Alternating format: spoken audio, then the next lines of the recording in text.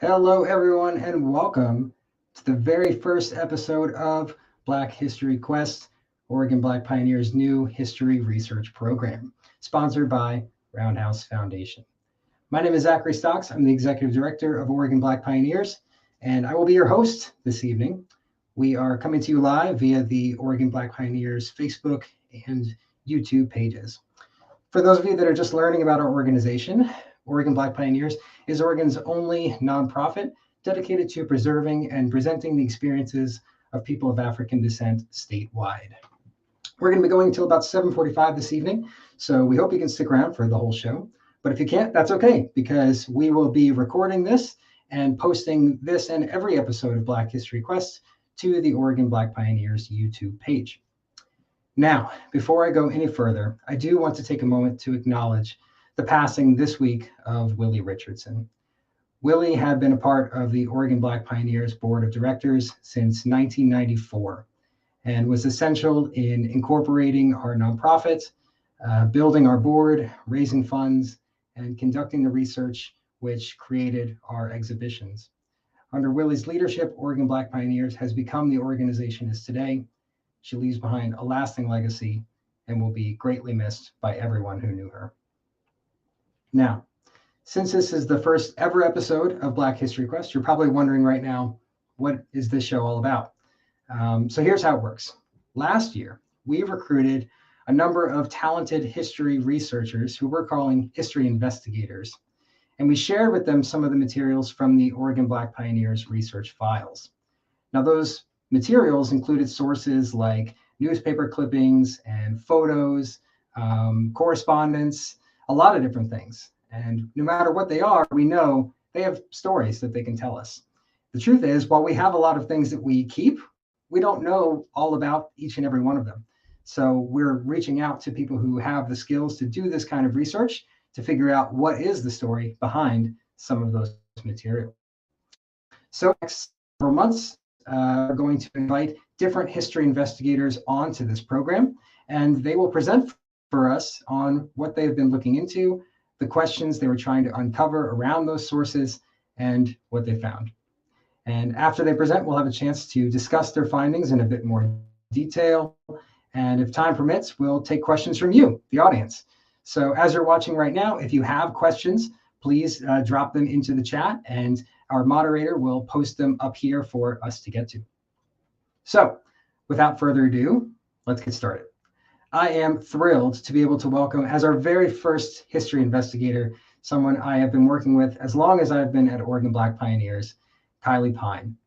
Kylie is the curator of the Willamette Heritage Center, a museum in downtown Salem dedicated to connecting generations by gathering, preserving, and sharing the history of the Mid-Willamette Valley, Marion County, and Salem.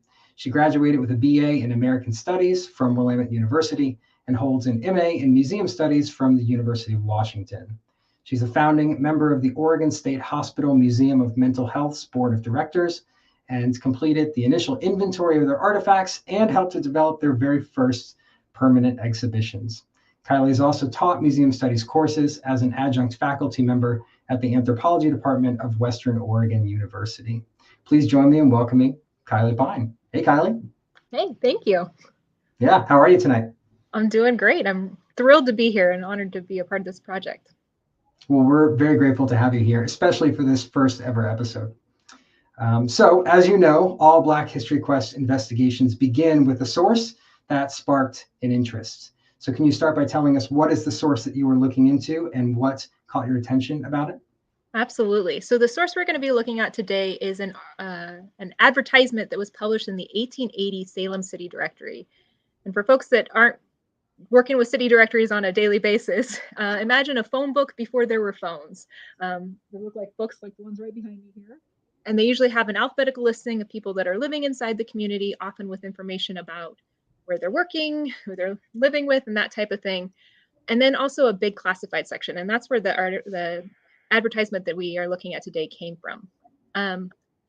I'd been aware of the Bayless family story since actually, and we'll do a plug for the Oregon Black Pioneers 2011 book, Perseverance, which I just checked. You can buy on the website today, Yes, you can. should you be interested.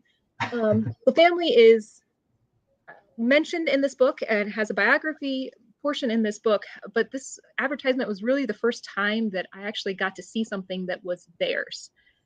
And for somebody like me who's a museum nerd and really likes the tangible things and things that can be associated with places, that was really, really important to me to be able to see that. And I'm really excited to start looking into the story about something that was Mr. Bayless's creation, or at least something he instigated, if not actually created with his hands. And also to be able to place his story at a physical address within the community here in Salem. Awesome. I know that when I first saw this piece of information that you're describing, I also had some questions about it. I'm sure that ours were some of the same questions. So I'm really excited to learn with everyone else here what you found. So without further ado, I am going to disappear into the background and turn it over to you, and I'll rejoin you after your presentation. So please take it away, Kylie. Thank you. So we'll pull up that source for you here real quick, so you can kind of take a look and see. So this is the advertisement we mentioned. It's pretty simple, just a name and a description of the business. But again, it gives that address of the corner of State and Front Streets in Salem. My goal with this presentation is to use this source as a guide to kind of talk about and flesh out the story of this business, but also the interesting people associated with it. The first time I saw this, my first question was, are we sure this is really Albert Bayless that shows up in that book? And not maybe surprisingly, there are a number of A. Baylesses in the Salem area at the time. So a little bit of background research brought forth and showed us that yes, indeed, this actually was the Albert Bayless that we were looking at by looking at a bunch of contemporary sources. I won't go through the 41-page research document that we put together to help kind of flesh out those stories, but I'll use some of the slides here to showcase some of the sources, highlights of the sources that we went through, because I think they're super interesting. Context clues are really important in researching Albert Bayless. As you can see here, through the research we did, I found at least 5 distinct spellings of the name Bayless throughout the historical record. So oftentimes when we're looking at these sources, it's really important to think about the context clues that are there. Even though this is spelled B-A-I-L-E-S, and it's pretty clear from the signatures that we found that he spelled his name B-A-Y-L-E-S-S. Using the context clues of his occupation, his birthplace, his wife's name, his approximate age, and then his wife's birthplace, we can be pretty confident that some of these sources do actually relate to the same person. But I say that a little bit as a caveat as we go through. I'll try to be as transparent as I can in looking at the different sources. We actually know a lot about Albert Bayless in comparison with other early Black families in Salem. A lot of newspaper articles were written about him over his lifetime here. Although a lot of these sources tend to be filtered through the lens of the reporter writing it, and it's sometimes hard to read between the line of the romanticized language that they're written in. What we do know from this story, from these sources, is that he was born in Tennessee in 1819, and that for 30 years he was enslaved until he escaped when he was about 30 years old. Although this isn't an advertisement talking about our Albert Bayless, this is probably similar to his experience escaping slavery and the type of backlash that he received from his enslaver when leaving. And I got excited about this one when I first doing the newspaper research, because it's the same name, Albert, and it describes this man as a blacksmith as well. But the dates don't quite match up, but the experiences probably were very much similar. Albert escaped to California, where he with many others became part of the American Gold Rush, searching for gold and other precious minerals within the natural resources in California. Again, not Albert Bayless, but probably a similar experience to what he would have experienced at his time. The first tantalizingly close clue to placing Albert in California, aside from the later life obituaries and things that talk about his escape and move to California, is this 1850 census, which unfortunately is a little bit of a guess for me, because he is listed, the man here is listed without a surname.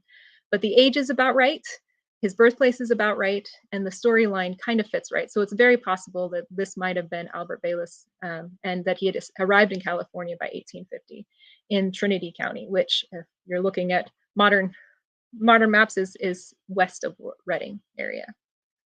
The first real concrete evidence of Albert Bayless being in California shows up in the 1860 census, where we see an Albert Bayless, age 40, working in the Cottonwood mining district in Siskiyou County.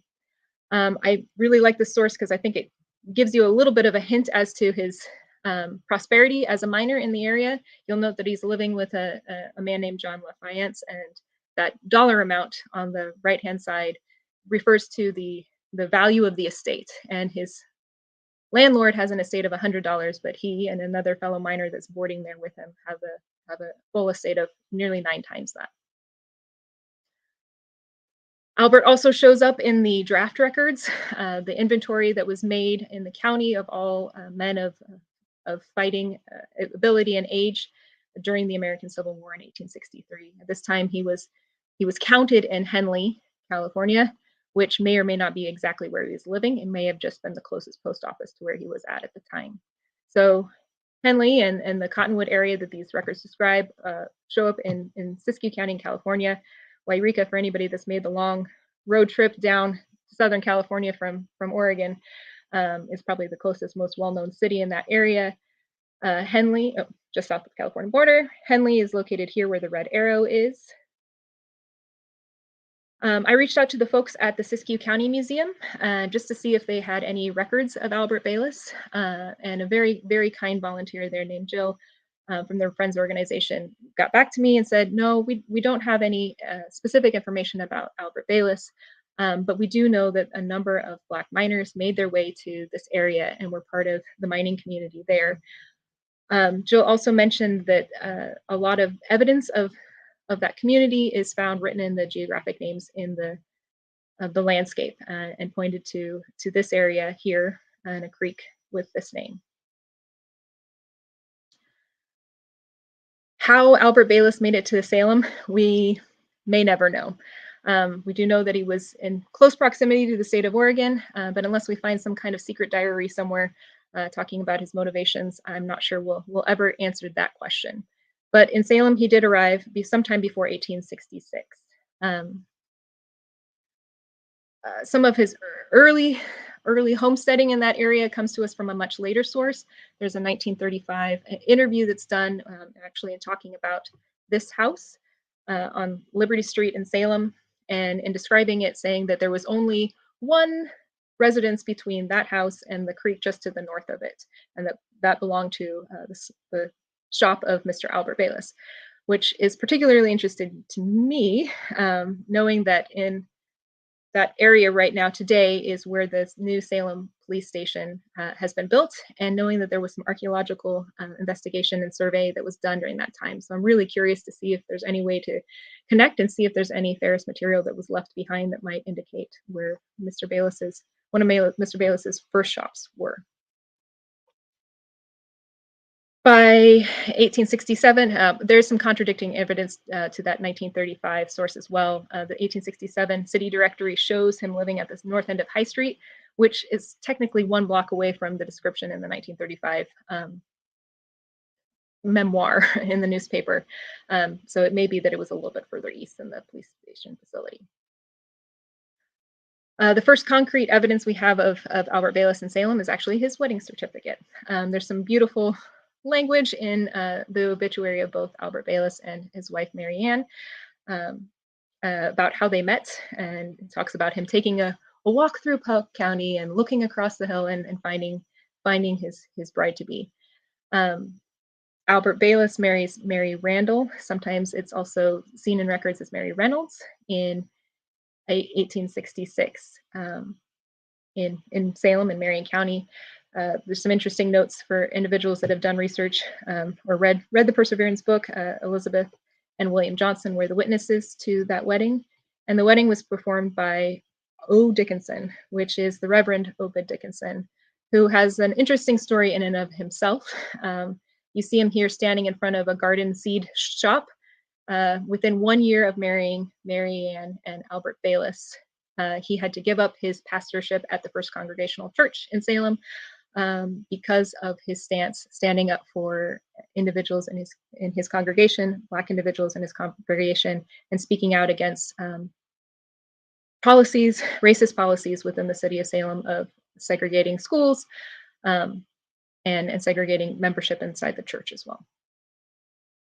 Fun little side note there. Another connection in this wedding document is the connection to Mr. Jones, who was, again, one of my favorite people in Salem's history completely.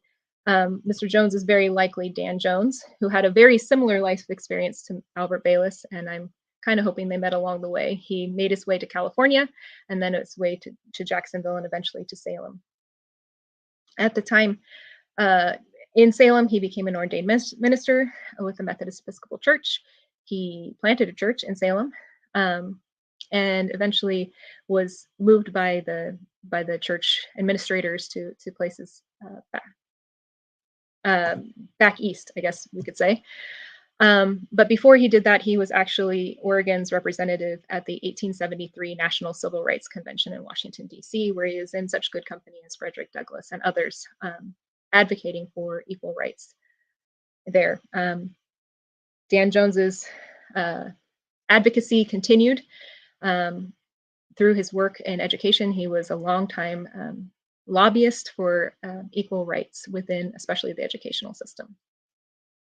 And he has a really interesting story. So by 1871, we see Albert Bayless is in Salem and located on Front Street.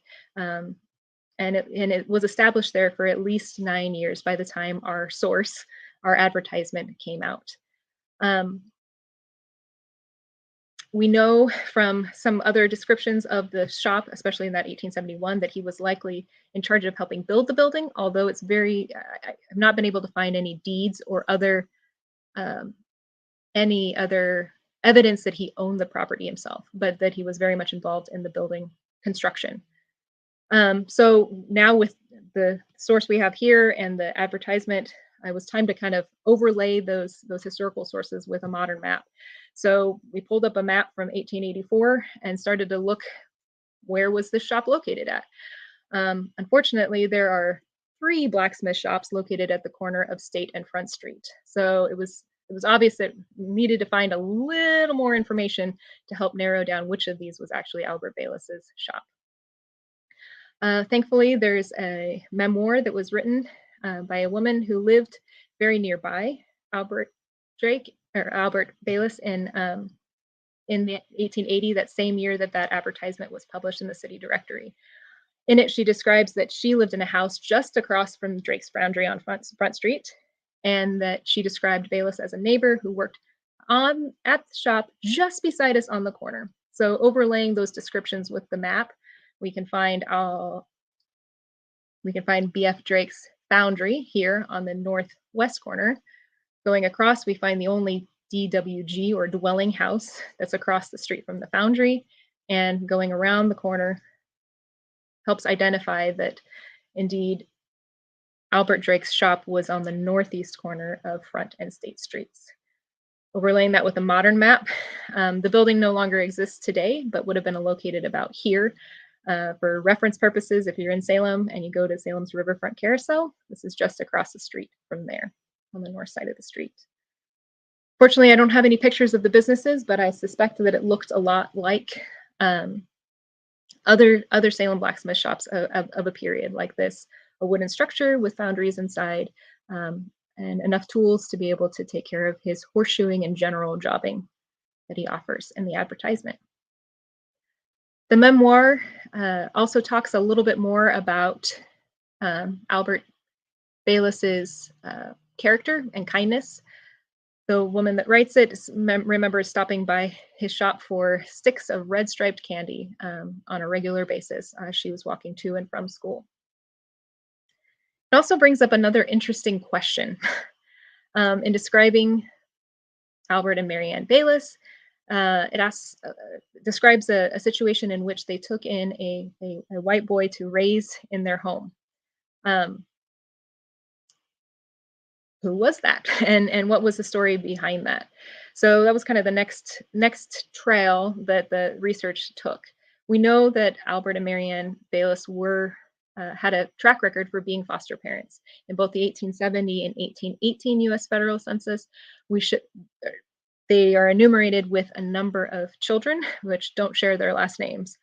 So it seems pretty clear to me that this was something that they did quite a bit. The two that are shown here on the 1880 census are George and James Drake. They have been able to be traced back to the Drake family, which if you've done any looking at other stories of pioneering Salem or Oregon families, you might be familiar with Mary Jane Holmes Shipley.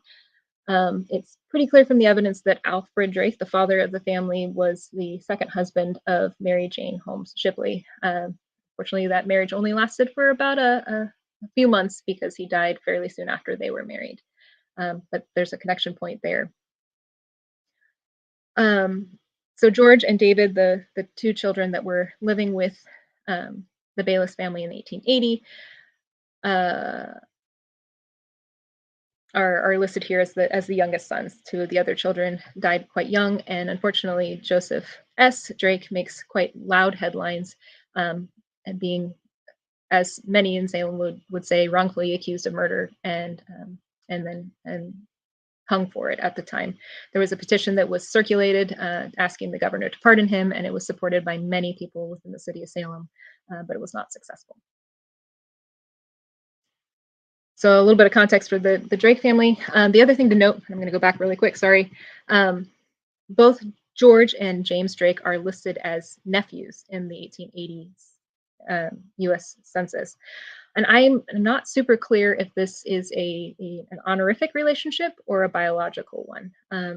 If it's a biological one, that's another interesting story line to maybe trace back and try to figure out what exactly is the relationship between the Drakes and the Baylesses in Salem. We know that the Drakes arrived in Salem in between 1859 and 1865. And we know that by looking at the census and doing a little math with relationship to when William was born in Missouri and when George was born in Oregon just a few years later.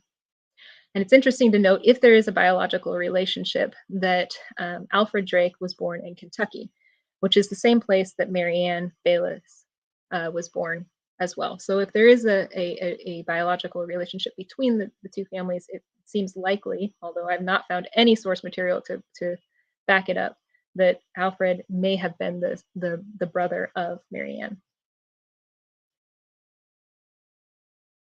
Regardless of the biological relationship, the families appear to be very, very close. They're all buried in the same plot at Salem Pioneer Cemetery. And in fact, it was the death of Mrs. Drake that likely led to the fostering of her children in 1869. I'll put in the picture of George Drake here. They seem like very interesting people. They were part of a traveling musical group that traveled around the state of Oregon singing, putting on musical productions. George worked as a cook in Brighton Bush, Eugene, Albany, Corvallis, and James spent time too in Oregon City.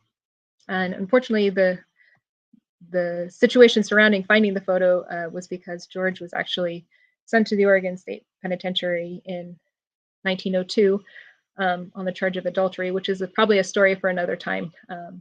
Would fit in very well with a reality TV show today. But the consequence is that we've been able to find a photograph of George himself. So if George and James were not the boy mentioned in the memoir, who was? A likely candidate seems to be Jack Grubb, that's living with the family in the 1880 U.S. federal census. And if Grubb sounds familiar, it should, because going back to that article or the advertisement, you'll notice that, excuse me.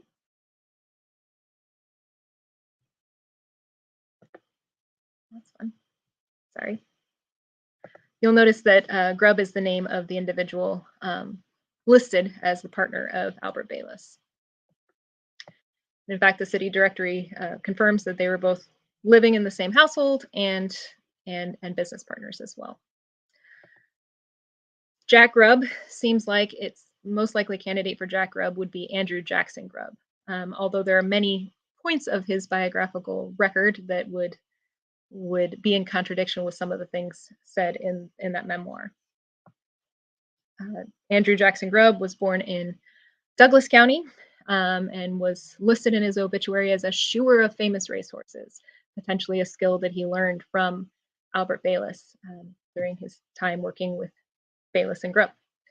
Although it should be noted too that he says in his obituary, or his family says in his obituary, that he had lived in Douglas County all his life. Well, that being said, he did get married in Marion County, as the marriage record shows, and we know that his Marion County born wife is also buried with him down in Douglas County. So it seems likely that this is the right person because of the right time of his marriage in Marion County, just after the advertisement was published. How does he get to Salem from Douglas County? That's still a little bit of a mystery to me. My best guess is hinged on a very obscure source, and it's the only source I found for the death date of his mother, which is just a mention in the Find a Grave. There's not even an actual burial record associated with her. But it seems that he might have shared a similar life experience to the Drake boys in having his mother die when he was only about 11 years old. The 1870 census shows that he was farmed out along with his siblings to other families in the Douglas County area. Again, how he made it to Salem or to be a part of the Bayless family's life, I don't really know. But it seems like this is the most likely candidate for the boy that's mentioned in the memoir. Raised in the home of, mentioning homes, it's pretty easy to trace the homes that the Bayless family lived in Salem through deed records. Albert Bayless businesses must have been doing pretty well in 1877 as he purchased a home for $1,200 in the Piety Hill area. With translating the deed onto the plat map and then the plat map onto a modern map, the home was located on the corner of Marion and Summer Streets in downtownish Salem, where the red arrow is pointing. And if you've been to Salem, you'll notice the blue arrow is pointing to the state capitol building, so just a few blocks away to the north. Pulling up other documentation of that property, we can see in the Sanborn map and a little bit closer view here that it was a 1.5-story dwelling with a lovely porch on the front and 2 extensions out the back. And you'll notice too in this 1890 map, it shows a building marked BSM, which stands for blacksmith. So a shop was likely erected by Albert Bayless at some point in time to be able to work from home as well. I don't have a picture of the house, unfortunately. This is the closest I could come up with. It's a very artistic rendering of the home at the time, and these maps are not known for their realism, so I can take it with a grain of salt. I do have a photograph of the neighborhood, though, that he was living in. This is taken 1 block to the east of where the house stood. At the time, the neighborhood was called Piety Hill, and it was filled with these Victorian homes, many of which were torn down during the re-envisioning of the Capitol building after the big fire in the 1930s. But before that point in time, this was probably the most prestigious neighborhood in the city of Salem, with a lot of expensive big homes. The homes were torn down mostly to be replaced with state office buildings. And in fact, today, the home that the Bayless family lived in no longer stands, but is a flower garden in front of one of those big state office buildings in the shadow of the state capitol. Albert Bayless was part of a large yearly celebration of emancipation. Jubilees is what they were called, but big parties that were held by Salem's Black community to celebrate the passage or the Emancipation Proclamation. These were yearly celebrations, usually accompanied with lots of dancing and food and speeches and music. And you can see in here, the 1879 party was actually held at Mr. Bayless's house on Piety Hill.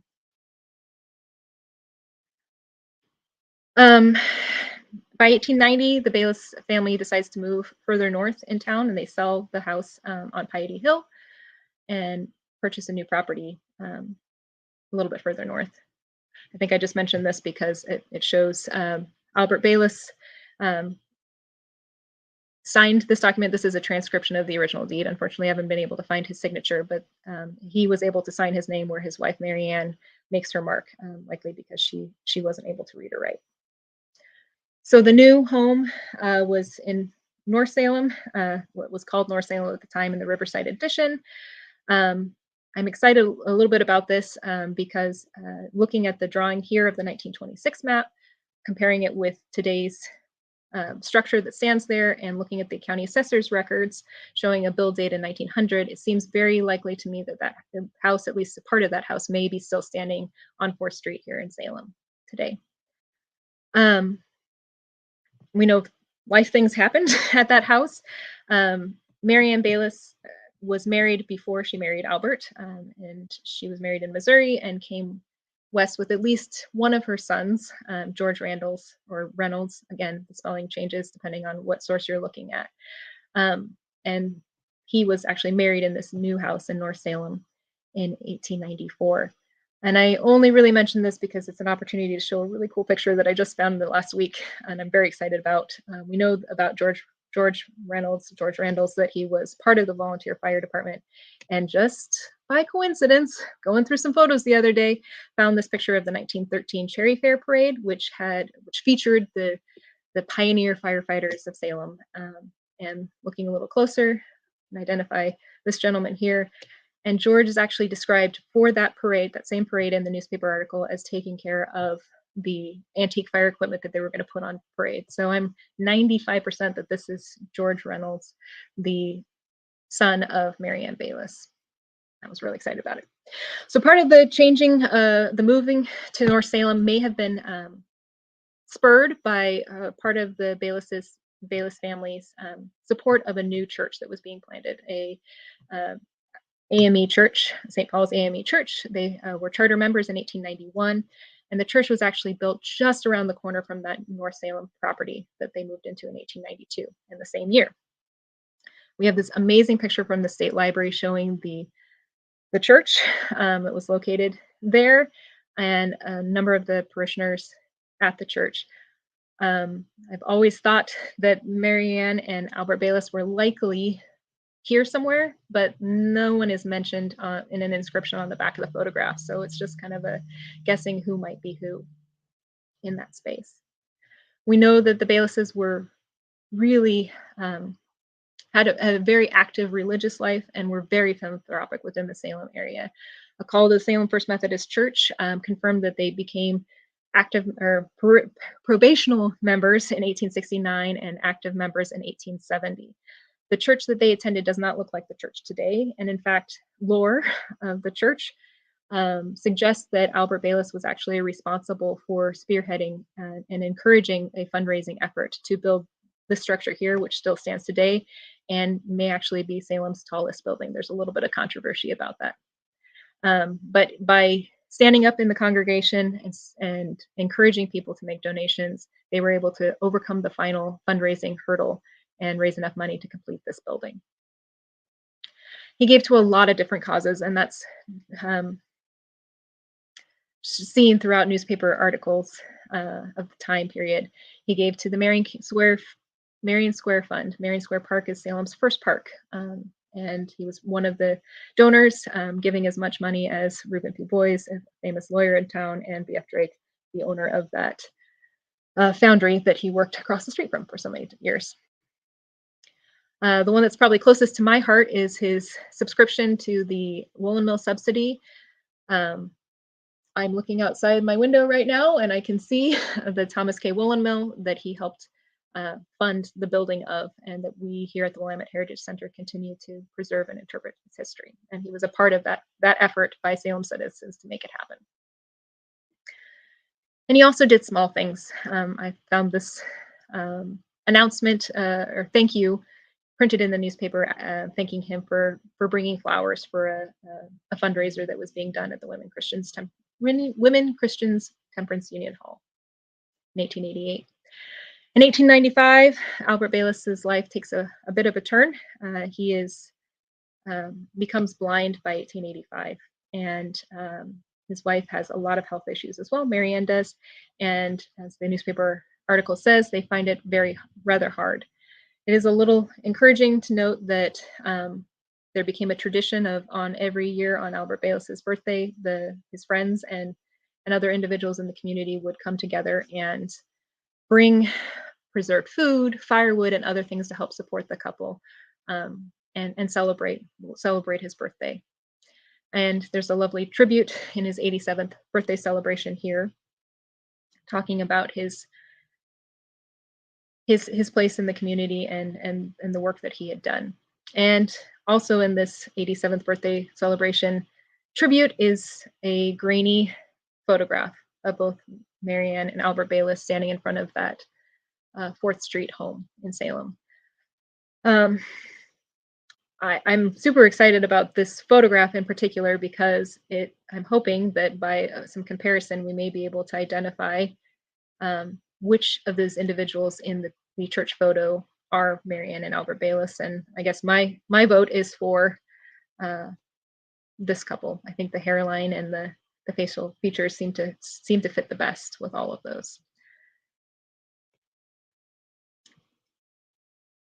Albert Bayless dies in April of 1907, and his wife, Mary Ann, died just a few days afterwards. And in her obituary, it stated that she dies of a broken heart.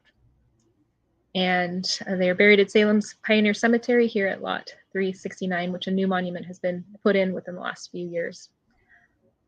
A remarkable story for 2 very remarkable lives.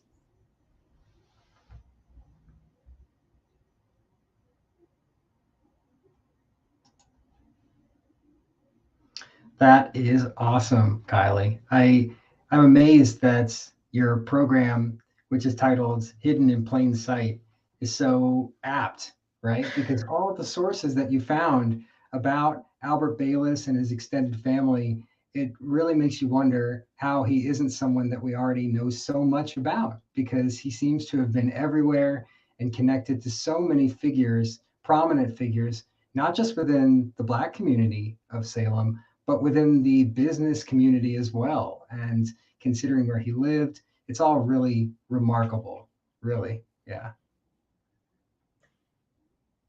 Well, I have a couple of questions for you. I'm curious about, now that you've done this research, you've looked into the Bayless family, in what ways would you say that what you found met your expectations? And then what might be the ways that you were surprised by what you found? I think the ways that my needs were met in the research process really were that I knew there was more to be dug up. I knew there was stuff. I mean, we have a joke around our archive that, sometimes there's just stories that won't leave you alone when you're doing research. They just pop up in different places. So it was amazing to be able to have the opportunity and the time to focus on one source and just pull all of those resources together that I knew were out there.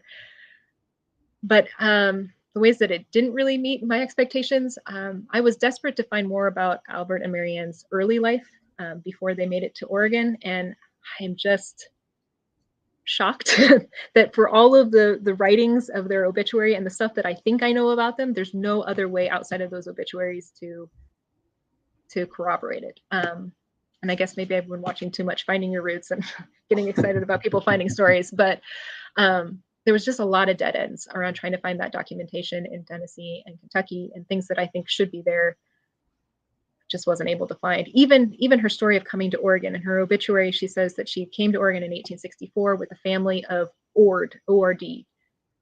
There's no Ords. There's one family of Ords, and they're from like Indiana, which made no sense whatsoever. Did they mistranslate Ford? Are they related to the Ford family that's the Holmes family is connected with? I don't know, and I don't know how else without finding other sources to help connect those stories. So again, if you find any diaries as you're going through your stuff, let me know. Well, that's a really nice segue. So if you had more time and you could just devote all of your energy toward all things Bayless family, what do you think you would be looking into next? I definitely want to go to Siskiyou County. I feel like there's more to be uncovered in terms of mining records and maybe be able to put Albert's experiences in space there. I did call the county recorder down there, and they just don't have the staff to be able to provide some of the reference needs. So being able to get down there and look at those documents in person would be one step.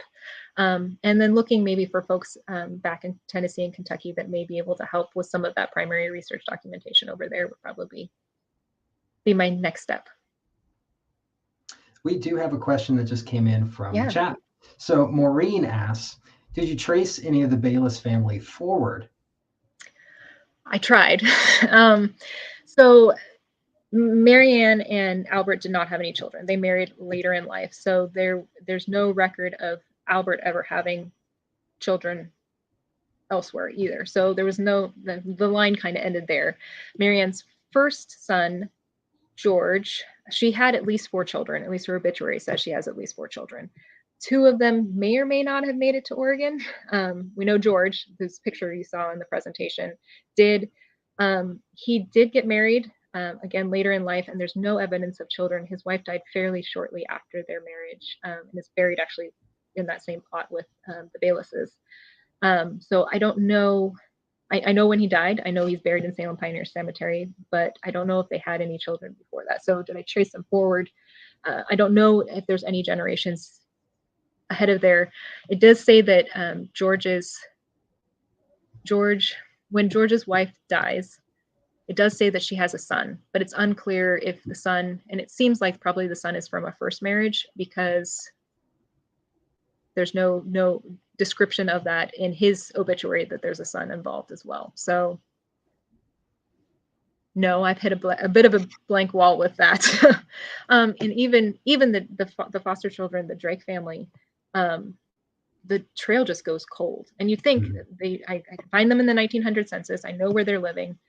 And it does look like James Drake may have gotten married too, but the trail just goes completely cold, and there's no other way to connect it unless I can find some more sources that direction. So sort of. Well, based on the sources that you did get to look at, my last question for you is, how do you think what you have found has changed our understanding about local history? For me, I think there's some personal things for that and how it changed my perspective too, sitting in Salem history a lot. I guess for me, if we all take a second and visualize what we think about when we look at someone or we envision when we think about an Oregon Trail traveler or a gold miner or all of these kind of pioneering stories, I'm not sure we see Albert and Marianne in those roles, or at least in the monuments that have been created. If you go look at the murals at the state capitol, or even the history books that we're looking at. So I think being able to provide actual stories helps tell a more well-rounded story of our early pioneer era history as well. For me personally, it's important for me to see things in space. So being able to actually have the time to locate buildings or places that Marianne and Albert lived, that's important to me, and is a way that I feel like we can also start to tell their story a little bit more through public history projects that might be focused in those spaces. Yeah. Well, Kylie, it has been really, really wonderful to get to see all of your research in action here and learn a bit more about the Bayless family. I know that I was jotting down notes the whole time you were presenting and trying to put together the pieces of all the different folks whose names I was familiar with who were connected to the Bayless family. I'm certain there's more to this story. And so that'll just have to be a challenge for next time. So we're going to let you go. Thank you again for joining us and being our very first history investigator on Black History Quest. Thank you. It was a lot of fun. Well, that is going to do it for this episode of Black History Quest, folks. As always, I'd like to thank Roundhouse Foundation in Sisters, Oregon for sponsoring this show. You can learn more about them and the programs they support at roundhousefoundation.org. Oregon Black Pioneers depends on the support of people like you who believe in sharing the stories from Oregon's Black history. If you enjoyed the show and you would like to support us and other programs of ours, please consider a donation to Oregon Black Pioneers using the link in the slideshow. And if you have questions about this episode or would like to become a history investigator yourself, you can reach out to us at hello@OregonBlackPioneers.org.